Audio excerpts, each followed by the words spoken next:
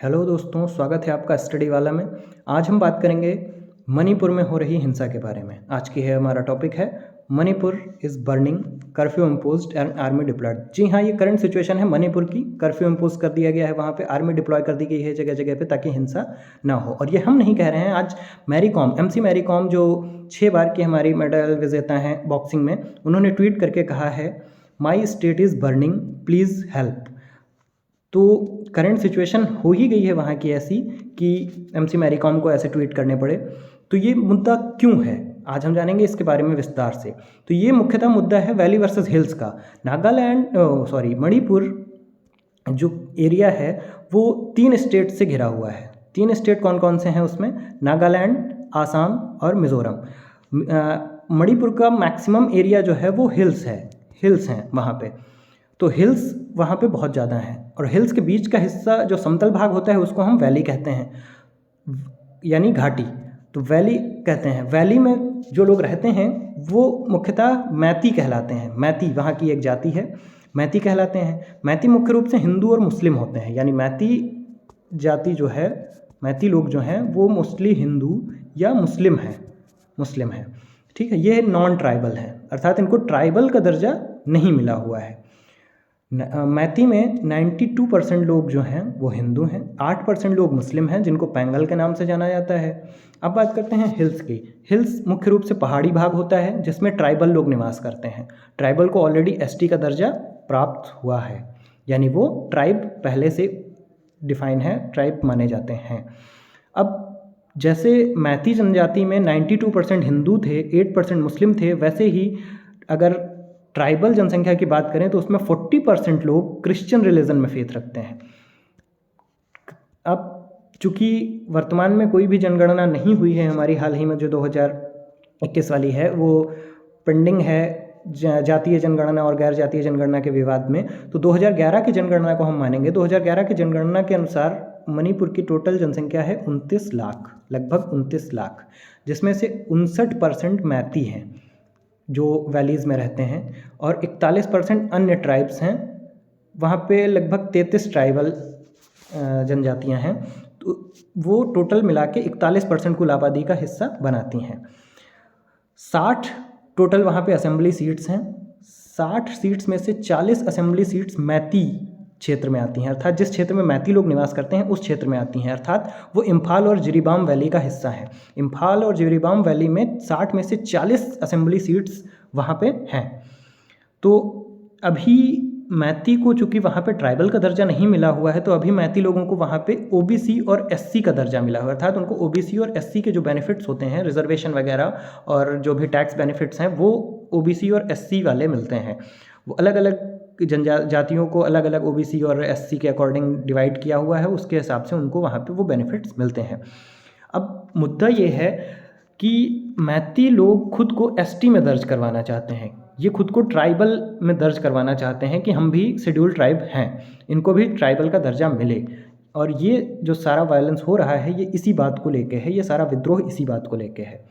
अब मैती चूँकि जनसंख्या में 59% के अप्रॉक्स हैं, तो जनसंख्या में बहुत ज़्यादा हैं ये, लेकिन इनके पास एक समस्या ये है कि ये केवल 10 से 12% भूभाग पर ही निवास करते हैं, यानी टोटल लैंड एरिया जो है उसमें से 10 से 12% पे ही मैती लोग हैं, अर्थात 59% पॉपुलेशन वहाँ की 10 से 12% लैंड एरिया को कवर करती है।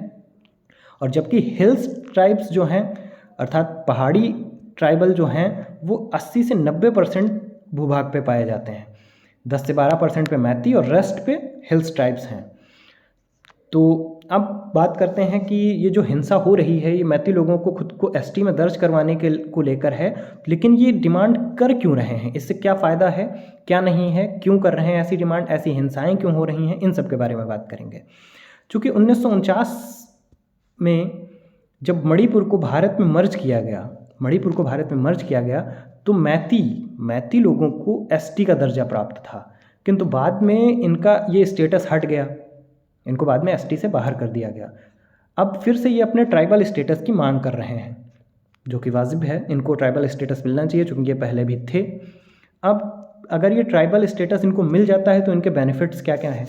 इनको केंद्र सरकार की नौकरी में अवसर मिलेंगे, अर्थात रिजर्वेशन वगैरह मिलेगा। दूसरा, अन्य राज्य जैसे कौन कौन से राज्य थे?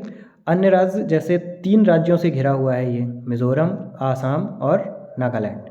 ये यहाँ के लोग मणिपुर में आके लैंड परचेज़ करते हैं, यहाँ के निवासी बन जाते हैं। और कहाँ पे ये करते हैं? वैलीज़ में मोस्टली करते हैं, क्योंकि ये प्लेन्स होती हैं। तो यहाँ पे इनका जो एरिया था, 10 से 12% एरिया पे जो ये रहते थे, वो धीरे धीरे घट रहा है। तो इससे इनको अपना अस्तित्व ख़त्म होता नज़र आ रहा है, इसलिए भी ये इसकी मांग कर रहे हैं। तीसरा पॉइंट जो है वो ट्राइबल हिल्स ट्राइब्स जो हैं वो वैलीज़ में आके ज़मीन खरीद रहे हैं। क्यों खरीद रहे हैं? क्योंकि जो उनको वो एसटी में दर्ज हैं, उनको रिजर्वेशन मिलते हैं, बहुत सारे बेनिफिट्स मिलते हैं, इसलिए वो प्रॉस्पेरस हैं मोर देन मैथीज़ के। तो मैथीज़ से चूँकि वो धनाढ्य हैं, इसलिए वो आके वहाँ पे ज़मीन खरीद रहे हैं, वहाँ पे निवास कर रहे हैं। वहाँ तो उनका एरिया जो 10 से 12% में वो निवास करते थे मैथी लोग, वो घट रहा है। और नॉन ट्राइबल अर्थात मैथी जो हैं वो एसटी डोमिनेट हिल्स में ज़मीन नहीं खरीद सकते हैं, ये भी एक इनको दिक्कत है। तो चूँकि पूरा मुद्दा इनको एसटी में दर्ज कराने को लेके था, तो अब हम जानते हैं क्या प्रोसेस है इनको एसटी में लिस्ट कराने का। क्या प्रोसेस क्या होता है, लीगल प्रोसेस क्या है? तो इसका प्रोसेस ये है कि राज्य सरकार अनुशंसा प्रेषित करती है केंद्र सरकार को, स्टेट गवर्नमेंट प्रपोजल सेंड करती है सेंट्रल गवर्नमेंट को। प्रस्ताव सबसे पहले भेजा जाता है मिनिस्ट्री ऑफ ट्राइबल अफेयर्स को। मिनिस्ट्री ऑफ ट्राइबल अफेयर्स को प्रस्ताव जाने के बाद office of registrar general of India को जाता है। प्रस्ताव अप्रूव होना चाहिए national commission of scheduled tribes, national commission of scheduled tribe NCST के द्वारा प्रस्ताव अप्रूव होना चाहिए। केवल तभी प्रस्ताव कैबिनेट में जाएगा।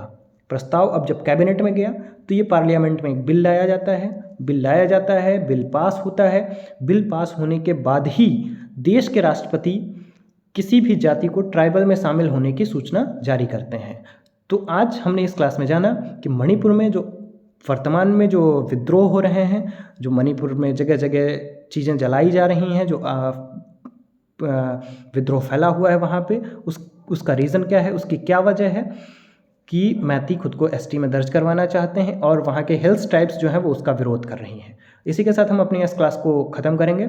आप लोगों को अगर ये सेशन अच्छा लगा हो तो लाइक करिए, सब्सक्राइब करिए और जुड़े रहिए हमारे साथ स्टडी वाला पे। Thank you.